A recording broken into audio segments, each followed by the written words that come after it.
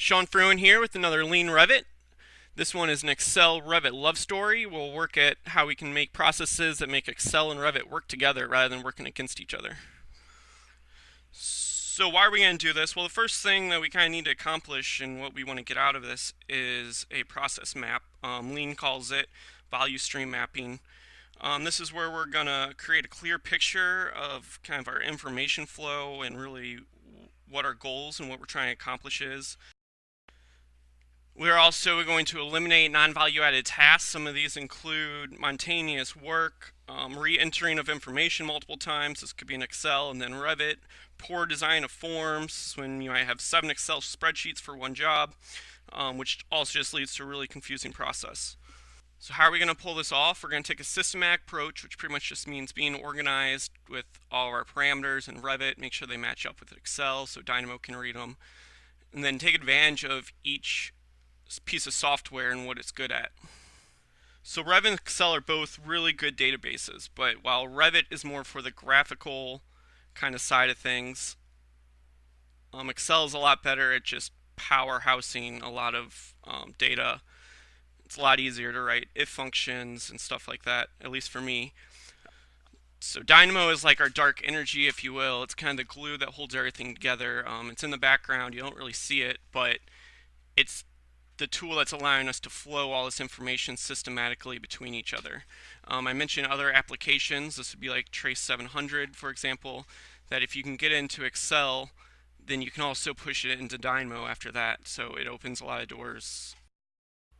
So what do we get out of this? So we get a model that can be not only ran out of Excel, but has information flow between them to eliminate a lot of rework, having to put stuff in twice. All this opens up the door for automation, optimization, and control. Control is the biggest one. We now have a model that we can control pretty easily compared to having to make changes all over the place if something were to occur. So let's jump over to Revit and get right into it. We'll start where we left off with the last video. So here's our project that we've been working on. As you can see, if you remember, we made our nice views and sheets and had that all set up.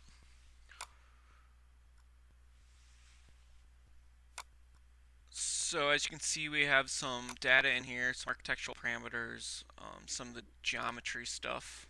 So now let's go to our Excel file, and here's our new job, and we literally have no information in here at all. This is something that will house kind of all of our information. You got the UFC down here.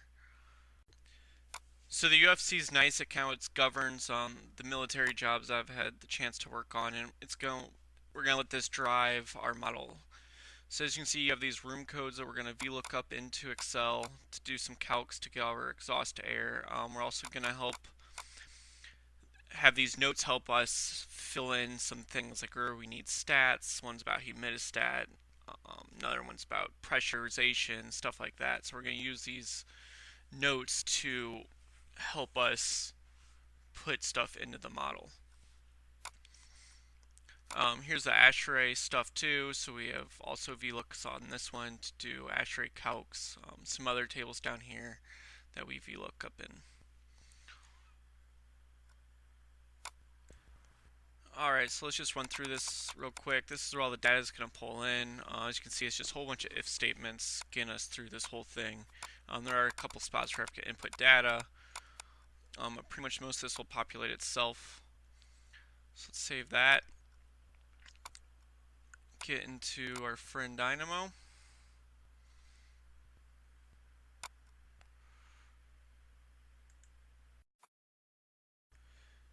Okay, so here's our Dynamo script. I call this one data distributor. I'll take everything and put it where we need it. We always have this to pull some linked parameters from link model if we want. We're going to pull our rooms and spaces. We're going to sort those so they always come into Excel in the order that we want, sort them by number. So those are the parameters we're going to pull in that you'll see pop up. This is some sorting to get our unique air handlers, things like that. So then we're going to write all this to Excel, then read it all back from Excel after it does all the calculations. And now we write all those calculations to Revit. So now we can pull those up, we can filter them, For example, design air changes per hour, stuff like that. We can filter. Let me see, we have some stuff down here ready for later when we start messing with equipment. All this is so we can push the airflow from the rooms into the air devices. So we'll do that next video. So here we have it, all the data in. This is our zoning view. So the red means that it needs to be zoned. So we're going to go ahead and zone a couple of these, show you how easy it is. When I first started in the industry, we used to actually draw lines around this stuff. Therefore, you weren't getting any data out of it, and it would obviously take a lot longer than the point and click. So let's just grab another one. I'll come back through and clean this up later.